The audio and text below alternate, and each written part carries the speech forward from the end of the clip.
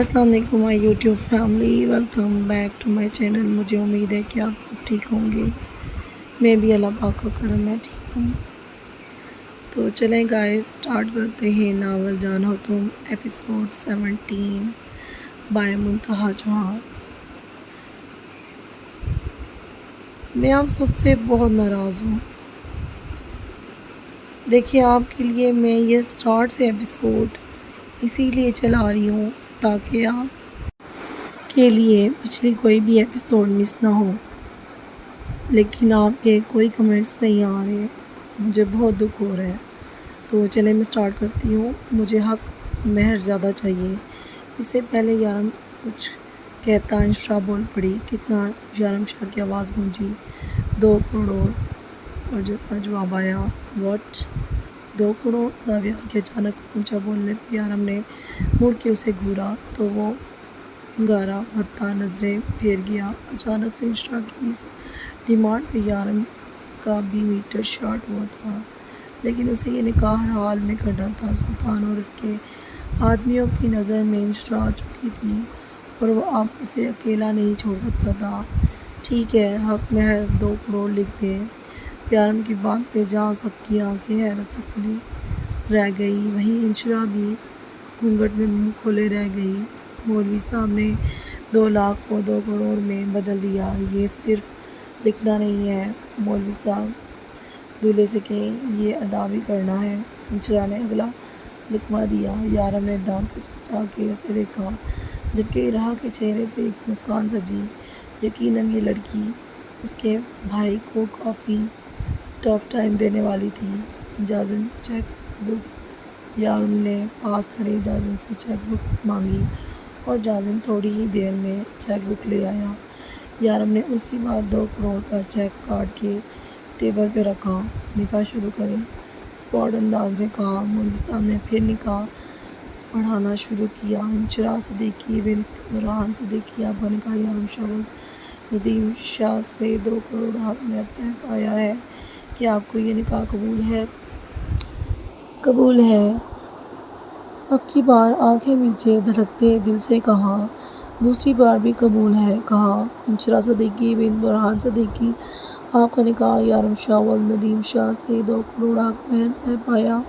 कबूल है। अब की बार चबा के कहा। मौलवी साहब ने इसी तरह यारम से भी कबूल इजाब करवाते दुआ के लिए हाथ बुलंद किए। सभी के हाथ दुआ के लिए उठे थे। इंशरा ने दुआ के लिए हाथ उठाए। मिस्टर यारम शाह, मेरे साथ ये निकाह आपको बहुत महंगा पड़ने वाला है। मैंने आपकी नाक में दम करके न रख दिया तो मेरा नाम इंशरा सदीकी नहीं। वो दिल ही दिल में यारम शाह से मुखातिब थी कि मुबारक हो की आवाज़ पे चूंकि सभी यारम शाह को मुबारकबाद दे रहे थे, गले लग रहे थे। जावियार ने खुशी से मिठाई का टोकरा उठाया और सबका मुँह मीठा करवाने लगा। बहुत बहुत मुबारक हो भैया।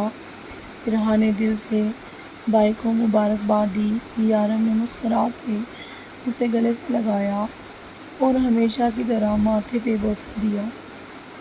दूसरी तरफ दूर खड़े हशाम को पास बुलाया और उसे भी सीने से लगाया। वो मुस्कुरा दिया। तुम दोनों में यारम शाह की जान बसती है। हमेशा खुश रहो, आबाद रहो। यारम शाह ने दिल से दोनों को दुआ दी। फिरहा ने एक नम निगाह हशाम पे डाली जो उसे ही देख रहा था। उसके देखने पे रुख फेर लिया। फिरहा घूंघट निकाले बैठी इंशरा को गले लगा के मुबारकबाद दे रही थी। वो घूंघट में और टेढ़े मेढ़े मुंह बना रही थी, जबकि जाजिम और जावियार अब आए चंद एक मेहमानों को खाना सर्व करने के लिए बड़े डाइनिंग हॉल की जानब ले गए। यारम ने यहाँ को इशारा किया कि वो इंशरा को रूम में ले जाए। इस वक्त यारम शाह के फार्म हाउस पे खूब गहमा गहमी थी। मालिक से लेके नौकर तक सभी खुश थे। यारम शाह की ज़िंदगी में बहार आ गई थी। यकीनन ये खुश आइन बात थी। سبھی ملازموں کو کھانے پینے کے علاوہ کپڑے دیے گئے۔ سب کی بہت اچھی خاطر نوازی کی گئی۔ انشرا کو زبردستی ریحاں نے کھانا کھلایا۔ آپ بہت پیاری ہیں، بہت ہی نرم و نازک۔ رات جب آپ کو دیکھا تو مجھے کچھ شک ہوا کہ بھیا کو ان کی من پسند لڑکی مل گئی ہے، اور اب شک یقین میں بدل گیا۔ تم رات کو یہاں آئی تھی؟ انشرا نے ماتھے پہ بل ڈالے پوچھا۔ جی، آپ کے کپڑے بدلنے تھے نا؟ آپ بھیگی ہوئی تھی تو بھیا نے مجھے بلوایا تھا۔ ارحا کی بات پہ انشرا نے اسے آنکھیں چھوٹی کر کے دیکھا۔ مطلب یہ شاہ کا بچہ مجھے الو بنا رہا تھا؟ آنے دو اسے آج۔ اس کی تو میں ماں بہن ایک۔ بھیا بہت محبت کرنے والے ہیں، ان کے جتنی چاہت کوئی کر ہی نہیں سکتا۔ ارحا کی بات میں انشرا اپنے خیالوں سے چمکی۔ یو آر لکی ون کہ آپ کو یارم شاہ جیسا جیون ساتھی ملا۔ ارحا نے اس کے گال پہ پیار سے ہاتھ پھیرا۔ انشرا بس مسکرا ہی سکی۔ دل تو کیا کہ وہ ارحا کو اس کے بھیا کے کرتوت بتائے کہ وہ کتنا بڑا گنڈا ہے اور کیسے زبردستی نکاح کیا، لیکن پھر وہ اس معصوم کا دل نہ دکھا سکی۔ ارحا میں اسے بلال نظر آیا تھا، وہ بھی ایسا ہی تھا معصوم۔ تم بھی بہت پیاری ہو، خوش رہو۔ انشرا نے اسے دل سے دعا دی تو ارحا اس کی بات پہ دل سے مسکرائی۔ ناول جان ہو تم ایپیسوڈ 17 بائی منتہا چوہان۔ چھوڑے مجھے، نہیں جانا آپ کے ساتھ مجھے۔ جائے اپنی بیوی کے پاس۔ میرے پاس کیا لینے آئے ہیں؟ مونس گاڑی فارم ہاؤس پہ روکتا ہانی کو زبردستی گاڑی سے نکالتے فارم ہاؤس کے اندر لے جانے لگا۔ اپنی بیوی کے پاس ہی آیا ہوں، پلٹ کے مختصر جواب دیتا وہ اسے لیے روم کی جانب بڑھا۔ مونس بس کر دیں یہ حکم چلانا، ورنہ میں انکل سے آپ کی شکایت کر دوں گی۔ ہانی نے روم میں آتے ہی غصے سے انگلی اٹھاتے وارن کیا۔ اچھا، کیا کہو گی ان سے؟ مونس نے دروازہ کو لاک کیا۔ ہانی نے دانت پیستے اسے دیکھا۔ آپ مجھے زبردستی یہاں نہیں رکھ سکتے۔ میں تمہیں جہاں چاہوں جیسے چاہوں رکھ سکتا ہوں۔ مونس اپنی شرٹ کے کفلنگز کھولتا سنجیدگی سے بولا۔ مجھے واپس جانا ہے۔ ہانی کا لہجہ روندا کیا۔ مجھے تم پہ بھروسہ نہیں۔ تم میرے بچے کو مجھ سے جدا کر دو گی؟ آج بھی اگر آنا سامنے نہ ہوتا تو تم کبھی مجھے ہنک بھی نہ لگنے دیتی۔ مونس کی بات میں ہانی نے اپنے لب کچلے۔ یہ کام میرا ہے جانے من۔ اس کے لبوں کو دانتوں سے آزاد کرواتے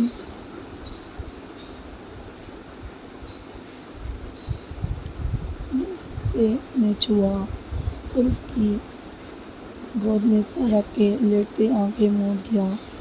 ہانی اس کی اس حرکت پہ محض حیران ہوئی۔ دونوں ہاتھوں سے اسے پرے دھکیلنا چاہا، لیکن اس کی گرفت ہانی کی کمر کے گرد مزید مضبوط ہو گئی۔ ہانی، کچھ پل یوں ہی رہنے دو، مجھے محسوس کرنے دو اس خوشی کو۔ اس کا لہجہ نم ہوا تھا، جبکہ میں بھی دھیما پن تھا۔ ہانی نے دل سے یہ سب محسوس کیا، لیکن مزاحمت کرنا بند نہ کی۔ پر جب تھک ہار گئی تو بیڈ کے ساتھ ٹیک لگا کے آنکھیں موند لی۔ آنکھوں میں آنسو بہہ نکلے۔ کاش کہ ان کی زندگی میں مہک نہ آئی ہوتی تو اس پل کو وہ کتنا دل کھول کے انجوائے کرتے، لیکن وہ مہک اس کی خوشیوں کو گرن کی طرح کھا گئی تھی۔ اس کی ہچکی پہ مونس خان چمکا تھا، ذرا سا سر پیچھے کرتا، اس کی شرٹ کو کستا تھا، اس کی بیلی پہ اپنے لب رکھ گیا۔ ہانی کے پورے جسم میں کرنٹ سا دوڑ گیا۔ یہ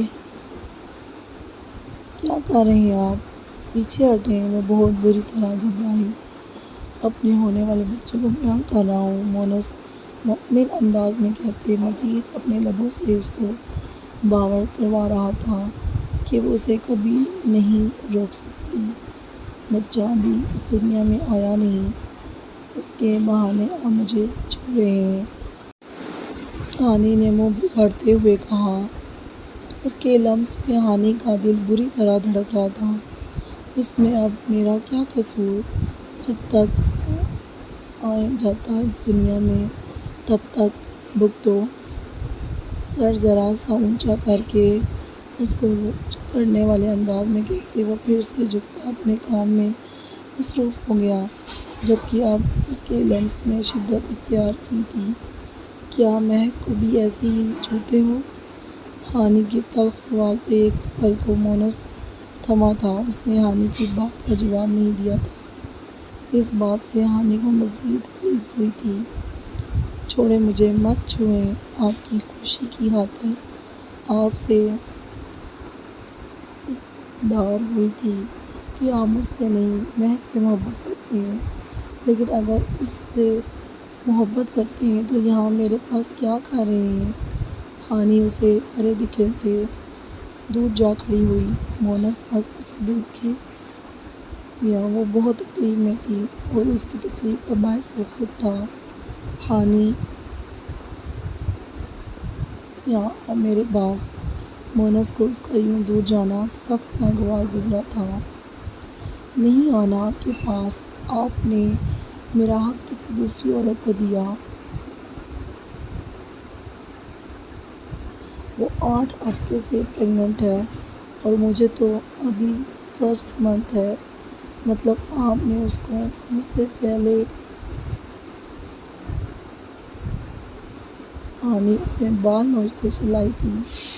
آج اس کے صبر کی انتہا ہوئی تھی۔ مونس ایک جھٹکے سے اٹھا، اس کے قریب گیا اور اسے دونوں بازوؤں سے پکڑ کے اپنے سامنے کیا۔ مونس کی آنکھیں شرربار ہوتی ہانی پہ ٹکی تھی۔ تمہارا حق کسی کو نہیں دیا۔ اتنی سی بات نہیں سمجھ سکتی تم؟ کیسی بیوی ہو تم یار؟ مونس اس بار دبا دبا چلایا۔ مجھے باتوں میں مت الجھائیں اور جھوٹ تو بالکل مت بولیے گا۔ بچے کا سن کے آپ اب کچھ بھی بولیں گے تو کیا میں یقین کر لوں گی؟ جبکہ آج اپنی آنکھوں سے دیکھا آپ اس کے ساتھ ہاسپٹل میں۔ ہانی اس وقت سے جلتے توے پہ بیٹھی تھی۔ وہ چاہ کے بھی بھول نہیں پا رہی تھی۔ ادھر دیکھو میری طرف ہانی پلیز۔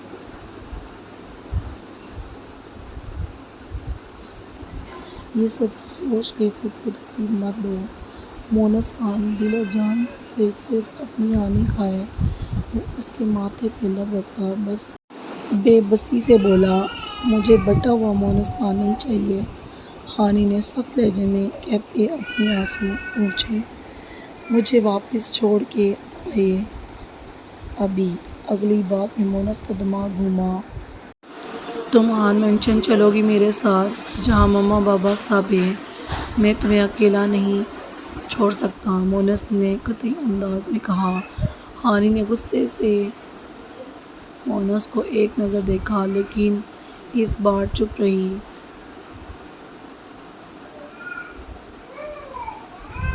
وہ یہاں سے نکلنا چاہتی تھی۔ اس کے بعد آفتاب شیر خان خود مونس کو سیدھا کر دیتے۔ ایسے کیا گھور رہی ہو؟ مجھے سیدھا کرنے والا آج تک کوئی پیدا بھی نہیں ہوا، اور اس بھول میں مت رہنا مونس تمہیں خود سے الگ ہونے دے گا یا خود سے دور جانے دے گا، ایک پل کے لیے بھی نہیں۔ مونس نے اس کی سوچ کا جواب دیا تھا۔ تم سب مرد ایک جیسے ہوتے ہو، بس اولاد کی فکر۔ اس اولاد کا سن کے مجھے گھر واپس لے کے جانا چاہتے ہیں، جبکہ کیا؟ مونس کا لہجہ غصے میں بدلا۔ ہانی تھوڑا سہم گئی۔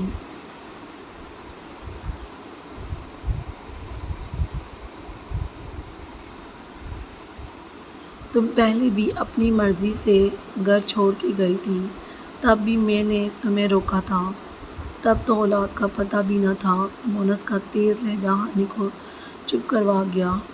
تب زور زبردستی نہیں کی، لیکن اب کر رہے ہیں۔ ہانی نے بھی مڑ کے برجستہ جواب دیا۔ مونس نے دست پہ ہاتھ رکھ کے ایک نظر اپنی بیوی کو دیکھا۔ اسے سمجھ نہ آیا کہ وہ کیسے اس عورت ذات کو سمجھے۔ اب ایسے کیا گھور رہے ہیں؟ نہیں ہے نا جواب؟ ہانی نے منہ بنا کے پوچھا۔ جی سمجھ نہیں آ رہا۔ تم غصہ کیوں ہو؟ اس وقت زور زبردستی نہیں کی اس لیے، یا اب زور زبردستی کر رہا ہوں اس لیے؟ مونس کی بات پہ ہانی کے آنسو بہہ نکلے۔ وہ اتنا انجان کیوں بن رہا تھا؟ ہانی کا جی چاہا وہیں سے کہیں دور بھاگ جائے۔ منہ پہ ہاتھ رکھ کے وہ سسک کے رو دی۔ مونس اس کو یوں روتا دیکھ گہرا سانس بھر کے رہ گیا۔ آگے بڑھ کے اسے اپنے سینے سے لگایا۔ وہ اسے جھٹک دی، لیکن مونس نے گرفت مضبوط کر لی اور اسے سختی سے اپنے سینے میں بھینچا۔ ناول جانو تم، ایپیسوڈ 17 بائی منتہا چوہان۔ ہٹاؤ یہ سب! ہو کیا رہا ہے یہ؟ کیسے قبضہ کر سکتے ہو تم لوگ اس زمین پہ؟ یہ زمین آفتاب شیرخان کی ہے، کسی عام انسان کی نہیں۔ ہٹاؤ یہ سب! آفتاب شیرخان کی گرجدار آواز پہ وہ سب رک گئے تھے جو کافی دیر سے بحث و مباحثے میں مصروف تھے۔ سر یہ نہیں ہٹ رہے پیچھے، انہیں اب دوسری زبان میں سمجھانا پڑے گا۔ علی بشیر کی بات پہ آفتاب نے ماتھے پہ بل ڈالے، اپنا چشمہ اتارا۔ اس زمین پہ ہمارا قبضہ ہے، اس لیے یہ سلطان کی زمین ہے۔ آپ لوگ ہٹ جائیں یہاں سے تو زیادہ بہتر ہے، ایک آدمی مقابل سے بولا تو آفتاب شیرخان اپنا غصہ ضبط کرتا اس کے مقابل آیا۔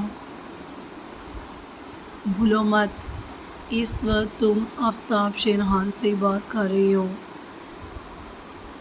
تم تو کیا کتنے ہی سلطان آ جائیں، آفتاب شیرخان کو ہرا نہیں سکتے، لیکن ایک خان کو دوسرا خان ہرا سکتا ہے۔ آفتاب کی بات ابھی مکمل ہی ہوئی تھی کہ اسے دوسری طرف سے یہ الفاظ سننے کو ملے۔ کہنے والا کون تھا؟ آفتاب خان سمیت سب کی نظریں اس جانب اٹھی تھی۔ اپنے سامنے کھڑے اپنے داماد کو دیکھ آفتاب شیرخان کا دماغ گھوما تھا۔ کیا ہوا؟ مجھے دیکھ کے آپ چپ کیوں ہو گئے؟ ذیشان نے ان کی جانب پیش قدمی کی، جبکہ آفتاب نے اسے ایک سخت گوری سے نوازتے روح پھیرا تھا۔ انکل بہتر ہوگا اس زمین سے اپنے بندوں کو ہٹوا لیں، ورنہ ذیشان کی دھمکی پہ آفتاب نے اسے ماتھے پہ بل ڈالے دیکھا۔ تم مجھے دھمکی دے رہے ہو؟ آفتاب شیرخان کو؟ آفتاب اس کے بالکل سامنے آن کھڑا ہوا۔ دھمکی نہیں دے رہا ہوں، یہ زمین آپ سے لے کے اعلان کو دوں گا۔ ذیشان ارسل بھی چند قدم کا فاصلہ مٹاتا بالکل آنکھوں میں آنکھیں ڈالے کھڑا ہوا تھا۔ کچھ پل کو خاموشی چھا گئی۔ دونوں ہی ایک دوسرے کو ہمیشہ سے ٹکر دیتے آئے تھے۔ آفتاب کو سمجھ نہیں آ رہا تھا کہ آخر ایسا ہوا کیا کہ ذیشان ارسل پھر سے بدل گیا تھا، ویسے جیسا پہلے تھا، ورنہ ذیشان معافی مانگنے کے بعد دوبارہ ایسا کیسے کر سکتا ہے؟ بہت پچھتاؤ گے تم، آفتاب شیرخان کہتے چشمہ پہنتے واپس مڑا۔ اس کے آدمی بھی پیچھے ہٹ گئے تھے۔ ذیشان ارسل کی ایک پل کو نظریں جھکی تھی اور اگلے پل وہ بھی واپس پلٹ گیا تھا۔ ناول جانو تم ایپیسوڈ 17 بائی منتہا چوہان۔ یارم شاہ سب کام نپٹا کے روم میں آیا تو انشرا کو گہری سوچ میں ڈوبا دیکھا۔ دروازے کو دھاڑ سے بند کیا تو انشرا یکدم چونکتے ہوئے اپنی جگہ سے اچھلی۔ یارم شاہ کو غصے سے اپنی طرف دیکھتا پا کے وہ نظریں پھیر گئی۔ تمہیں پتہ ہے تم نے کیا تماشا کیا ہے بھائی؟ یارم غصے سے آگ بگولا ہو رہا تھا۔ کیا حق مہر ہی مانگا نا، کوئی بنگلہ جائیداد تو نہیں مانگی؟ انشرا نے منہ بنا کے کہا۔ اگر تمہارا ایسا ارادہ تھا تو تمہیں مجھے پہلے بتانا چاہیے تھا۔ یارم شاہ مٹھیاں بھینچے بولا، مجھے کیا پتا تھا؟ اتنا بڑا بزنس مین، امیر گنڈا۔ یکدم زبان کو دانتوں تلے دباتے خود کو مزید کچھ کہنے سے روکا۔ میرا مطلب اب اتنا امیر شخص ہو کے حق مہر صرف 2 لاکھ، یہ کچھ بات جمی نہیں۔ اور ویسے بھی کون سا تم نے مجھ سے پہلے پوچھا تھا کتنا حق مہر چاہیے، ورنہ میں بتا دیتی، انشرا نے مارنے والے انداز میں کہا۔ یارم اس کا انداز دیکھتا ہچکا رہا تھا۔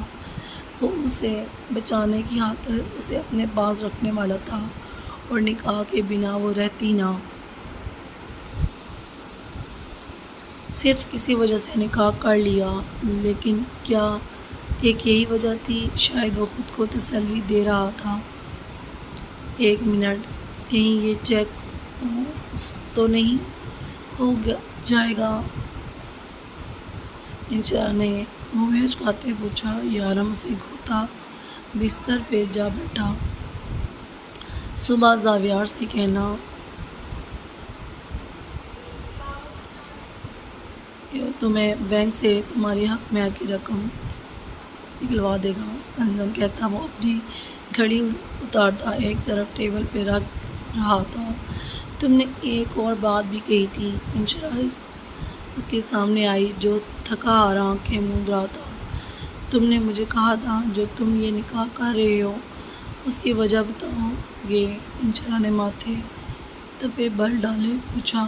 یارم دونوں ہاتھوں کو پیچھے ٹکاتا اس پہ وزن ڈالے اپنے سامنے دلہن کے روپ میں کھڑی اس خوبصورت لڑکی کو دیکھ رہا تھا جس کا خوبصورتی کا وہ سادگی میں بھی دیوانہ تھا، اور آج تو اس نے خود کو سجا رکھا تھا 16 سنگار کیے۔ وہ ایک پل کو یارم کی ہارٹ بیٹ مس کر گئی۔ اس کے دیکھنے کا انداز بدلا تو انشرا کی چھٹی حس نے اسے فوراً خبردار کیا۔ ایسے کیا دیکھ رہے ہو؟ جو پوچھا وہ بتاؤ۔ اچانک سے انشرا کو ٹھنڈے پسینے آنے لگے۔ یہاں پاس آؤ پھر بتاتا ہوں۔ یارم نے آنکھوں سے اشارہ کرتے اپنے پاس بلایا۔ کیوں پاس کیوں؟ یہیں سے بتاؤ۔ انشرا تڑپ کے بولی، جو مزہ پاس میں ہے وہ دوری میں کہاں؟ یارم اوپر ہو کے اٹھ کے بیٹھا۔ اس سے پہلے کہ انشرا پیچھے ہٹتی، یارم نے اسے کھینچ کے اپنی گود میں بٹھایا۔ وہ بری طرح ہڑبڑا گئی جبکہ یارم نے اس کی کمر کے گرد اپنی گرفت مضبوط کر لی۔ کیا کر رہے ہو؟ چھوڑو مجھے بے شرم انسان۔ انشرا جھٹپٹاتے ہوئے خود کو چھڑا رہی تھی۔ میرا ارادہ تو کچھ بھی کرنے کا نہیں تھا واقعی، لیکن تمہارا حق مہر مانگا مجھے سوچ میں ڈال گیا۔ اگر حق مہر ادا کر رہا ہوں تو اپنا حق بھی تو وصول لوں۔ اس کی شربتی آنکھوں میں آنکھیں ڈالے وہ خمار بھرے لہجے میں بولا۔ اس کی بات سنتے انشرا کی ریڑھ کی ہڈی میں سنسنی سی دوڑ گئی۔ اس سے پہلے کہ وہ آگے کیا ہوگا جاننے کے لیے نیکسٹ ایپیسوڈ لازمی ریڈ کیجیے گا. میرے چینل کو لازمی سبسکرائب کیجیے گا. اپنی دعاؤں میں مجھے اور میری دوست کو یاد رکھیے گا. اپنا بہت بہت خیال رکھیے گا. اللہ حافظ.